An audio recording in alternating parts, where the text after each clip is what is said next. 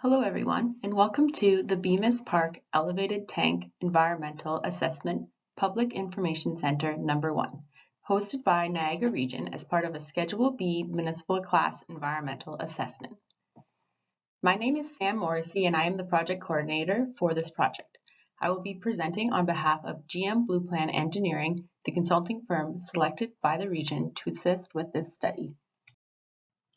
Niagara Region is undertaking the Bemis Park Elevated Tank Environmental Assessment to determine a preferred solution for meeting water storage requirements to efficiently operate the City of Welland water distribution system. This Schedule B Municipal Class Environmental Assessment was triggered by recommendations from the region's 2016 Master Servicing Plan. A new elevated tank is proposed in a new location following the decommissioning of the Bemis Park elevated tank to meet storage and pumping demands and to optimize operations. The area included in the study encompasses the entirety of the City of Welland. This will allow the project team to consider various site location options for the elevated tank throughout the City of Welland. The Niagara region is situated on treaty land. This land is steeped in the rich history of the First Nations, such as the Hadiwandurunk, the Haudenosaunee, and the Anishinaabe, including the Mississaugas of the Credit First Nation. There are many First Nations, Métis, and Inuit peoples from across Turtle Island that live and work in Niagara today. The Regional Municipality of Niagara stands with all Indigenous peoples, past and present, in promoting the wise stewardship of the lands on which we live. At this first virtual Public Information Center, we welcome the public to learn about what is being accomplished to support this study, including the steps we will be completing and the decision-making process to determine a preferred solution. We will also be presenting a preliminary long list of potential water tower locations. The public is invited to submit questions, comments, and fill out the online survey related to this study from June 8th to July 13th, 2023. Responses to questions and comments will be posted online to the project website following this period. Niagara Region and the City of Welland work together to supply clean and safe drinking water to residents and businesses through the following steps. The region treats water from the Welland Canal at the Welland Water Treatment Plant, which is supplied to the City of Welland water system. Pumping stations, including the Welland Water Treatment Plant pumping station and Schultz Drive pumping station number 1 and number 2, help regulate the water system pressure and flows. Storage, or water towers, is used to help maintain pressure and provide water during peak usage times and emergencies. Both the region and the city have a network of underground water mains that deliver water to residents, businesses, and fire hydrants. And finally, the region and the city provide clean and safe drinking water to you. While the region owns and operates the water treatment plants, water storage, and pumping facilities, local municipalities are responsible for delivering water to their residents. Water towers use gravity to provide water to the City of Welland as it is needed. During the day, the water levels in the tank goes up and down, which allows the water system to maintain daily constant pressure at your home or business during peak usage times, respond quickly to fire and emergency situations, and maintain good water quality. This study is being completed as a Schedule B Class Environmental Assessment. A Class Environmental Assessment is a decision-making process that all municipalities in Ontario follow for building new infrastructure. This allows you to follow the process and provide opportunities to ask questions and provide input.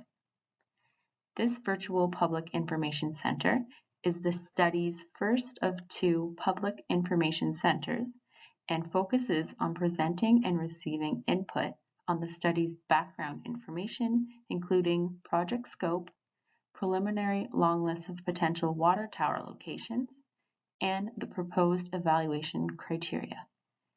The purpose of the Bemis Park Elevated Tank EA is to identify and develop a preferred solution for meeting storage and pumping requirement needs to efficiently operate the Welland water distribution system. The study will take a systematic approach to identify the preferred water tower location and any additional infrastructure needed to accommodate the location. This includes the installation of new water mains, modifications to the system operations, and so on. The first step of this process is to develop a long list of potential water tower locations through a screening process of primarily technical criteria. This is the step we are currently at and are presenting during this Public Information Center.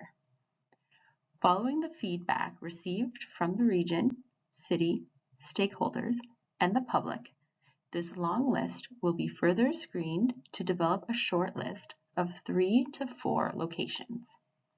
A detailed analysis will be completed on the short list of potential water tower locations, which includes hydraulic modeling, investigations including natural heritage, cultural heritage, and archaeological assessment to determine all positives and negatives of these locations. A detailed evaluation of the short list of water tower locations with the evaluation criteria presented later in this presentation will be completed and followed by a recommendation for the preliminary preferred water tower location. The location of a new water tower is important in the long-term operation of the Welland water system. The development of a long list of potential water tower locations was done through a screening process which considered the following criteria: size of property, ground elevation, proximity to the existing Welland water system and major transmission water mains, avoiding environmental features, current land use of the site, and shadows cast by the water tower. The map presented on this slide identifies areas which meet all these technical criteria. These areas can be recognized as the orange areas. The long list of potential water tower locations was further classified into 7 sites within the city of Welland. Site 1 is located within the city of Welland, north of East Main Street. This site is currently being utilized as the City of Welland's water treatment plant and is already disturbed and developed on. Site 2 is located in the City of Welland, just south of East Main Street. This site includes the existing Bemis elevated tank site and its park lands.